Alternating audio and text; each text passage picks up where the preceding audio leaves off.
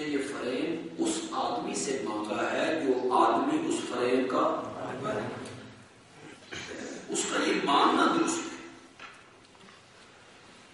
لیکن اگر کوئی آدمی آپ میں سے مجھ سے یہ مطالبہ کرتا ہے کہ یہ جو میڈیکل کی زمینیں ہیں بک رہی ہیں، بندیالوی صاحب اس میں سے ایک کنال میرے نام لگا دو،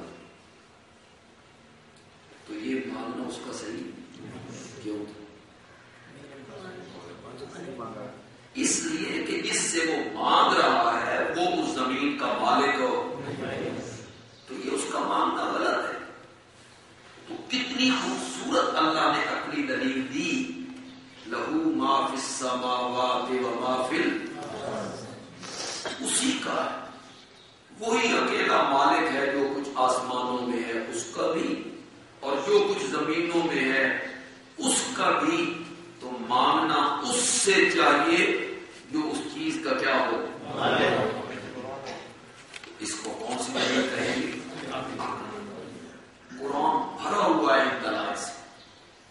آپ جگہ جگہ دیکھیں گے اللہ تعالیٰ کہتے ہیں زمین پیدا میں نے کی، آسمان کو چھت میں نے بنایا، درخت میں نے اگائے، بادلوں کو لانے والا میں ہوں، بارش کا برسانے والا میں ہوں، زمین ڈولنے لگی تو اس پر پہاڑوں کی میخیں ٹھوکنے والا میں ہوں.